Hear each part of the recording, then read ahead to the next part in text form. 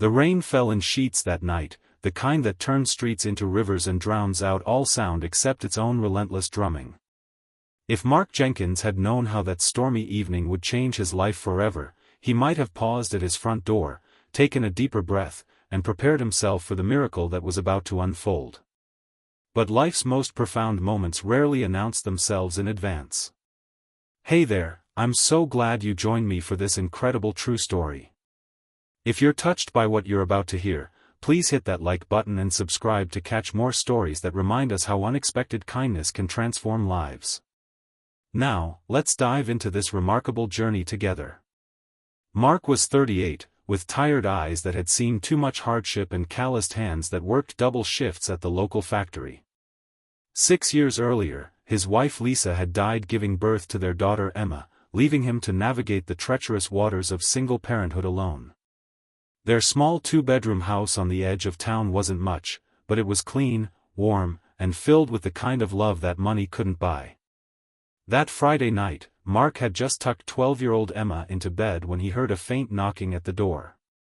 Opening it, he found a girl who couldn't have been more than 14, drenched to the bone, her dark hair plastered to her pale face. "I'm sorry," she whispered, her voice barely audible above the storm. "I got lost. My phone died, and I don't know where I am." Mark hesitated only briefly before stepping aside. "Come in before you catch pneumonia." The girl's name was Sophia. As she sat wrapped in a borrowed blanket at Mark's kitchen table, clutching a mug of hot chocolate, she explained that she'd been walking home from a friend's house when the storm hit. She'd taken a wrong turn, become disoriented in the downpour, and found herself in an unfamiliar neighborhood. "My dad must be worried sick," she said, her eyes filling with tears. "But I don't know his number by heart." Mark tried to reassure her. "First thing tomorrow, we'll get you home. The storm's too bad to go out now, but you can sleep in Emma's room tonight. She has a trundle bed." Emma, awakened by the commotion, was thrilled at the prospect of an impromptu sleepover. Within an hour, the two girls were giggling together as if they'd been friends for years. That night, as Mark lay awake listening to the storm, he wondered about Sophia's family. She was well-spoken and her clothes, though now soaked and muddy, were clearly expensive. They probably lived in one of those gated communities on the other side of town, worlds away from his modest neighborhood. Morning brought sunshine and clarity. Sophia remembered her address, and Mark recognized it as being in Oakwood Heights, the most exclusive area in the city. He drove her home in his aging pickup truck, Emma chattering excitedly from the back seat. As they pulled up to an imposing iron gate, Sophia pointed to an intercom. "That's my house at the end of the drive." Mark's stomach tightened. The house was actually a sprawling mansion set amidst manicured gardens. He suddenly felt self-conscious about his truck, his worn jeans, his entire existence. The gate swung open after Sophia spoke into the intercom, and they drove up the long driveway. Before they even reached the house, a man came running out, his face a mask of relief and anguish. "Sophia," he cried, pulling her into a fierce embrace the moment she stepped from the truck. "Where have you been?" "I've had the police searching all night. I got lost in the storm, Dad," Sophia explained. "My phone died. But Mr. Jenkins let me stay at his house. He and Emma took care of me." The man turned to Mark, his eyes red-rimmed from a sleepless night. "You took in my daughter?" Mark shifted uncomfortably. "Anyone would have done the same." "No," the man said firmly. "Not everyone would." He extended his hand. "I'm Daniel Carter." The name registered immediately. Daniel Carter was the founder of Carter Technologies, one of the largest software companies in the country. His face regularly appeared in business magazines and local news. "Mark Jenkins," Mark replied, his hand disappearing into the Millionaire's firm grip. "And this is my daughter, Emma."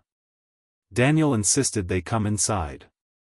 The interior of the mansion was as impressive as its exterior: soaring ceilings, artwork that probably cost more than Mark's annual salary, furniture that looked like it belonged in a museum.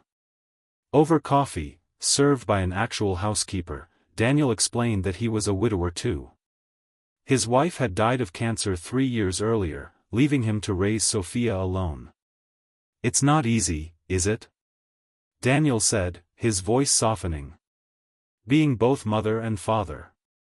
"No," Mark agreed. "It's not." As they talked, Emma and Sophia disappeared upstairs to Sophia's room, their newfound friendship already blossoming. "I want to repay you," Daniel said suddenly. "Name anything." Mark shook his head. "That's not necessary." "Really?" "Please," Daniel insisted. "At least let me give you something for your trouble." Mark's pride bristled. "My daughter and I don't need charity, Mr. Carter." Daniel studied him for a moment, then nodded slowly. "I understand. But perhaps there's another way I can express my gratitude." The following week, Mark received a call from Carter Technology's Human Resources Department. They were creating a new position, Facilities Operations Manager, and Daniel Carter had personally recommended Mark for the job. The salary was triple what he made at the factory. Mark's first instinct was to refuse. He didn't want a handout disguised as a job offer. But when he met with Daniel to discuss it, the millionaire was candid. "I need someone I can trust," Daniel explained. "Someone with practical skills and integrity. The recommendation comes from gratitude, yes, but the job offer comes from recognizing your worth." After careful consideration, Mark accepted. Within months, his life had transformed. He moved Emma to a better school district, bought a reliable car, and started saving for her college education. But the most significant change wasn't financial. The Carters became a part of their lives. Sophia and Emma were inseparable, and Daniel, despite his wealth and status, proved to be a down-to-earth friend who valued Mark's straightforward perspective and practical wisdom. One evening, about a year after that stormy night, the four of them sat around Mark's kitchen table. He'd refused to move from his modest home, preferring to renovate it instead. They were playing board games and eating pizza when Daniel looked around with a contented smile. "You know," he said quietly, "Sophia's mother used to say that family isn't about blood, it's about who's willing to hold your hand when you need it most." Mark nodded, understanding the deeper meaning. In their own way, they had become a family, two single fathers and their daughters, brought together by chance and bound by something stronger than circumstance. The years that followed brought more changes. Mark eventually became COO of Carter Technologies, his practical approach and integrity proving invaluable to the company's growth. Emma and Sophia went to college together, roommates and best friends. And Mark and Daniel's friendship deepened into a brotherhood that transcended their different backgrounds.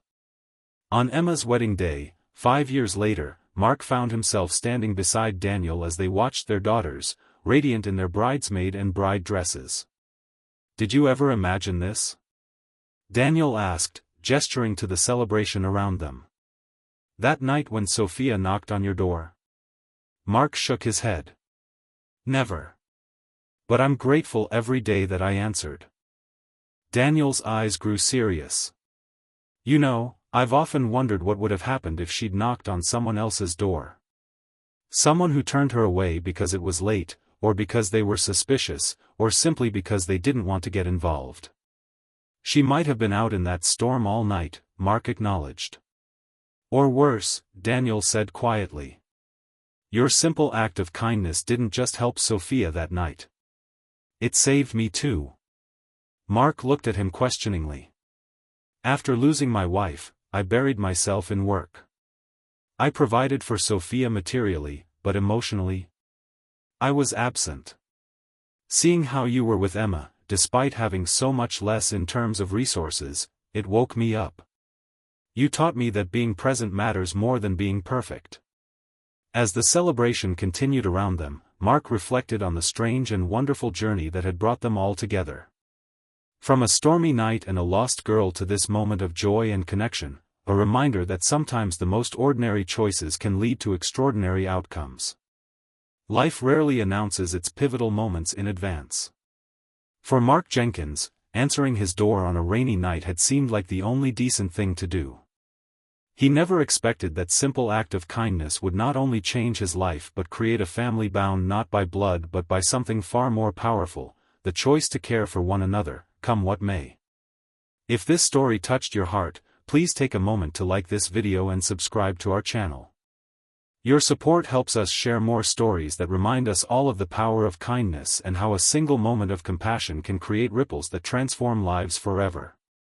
Remember, the most meaningful connections often begin with the simplest acts of humanity. Thank you for watching, and I'll see you in the next video.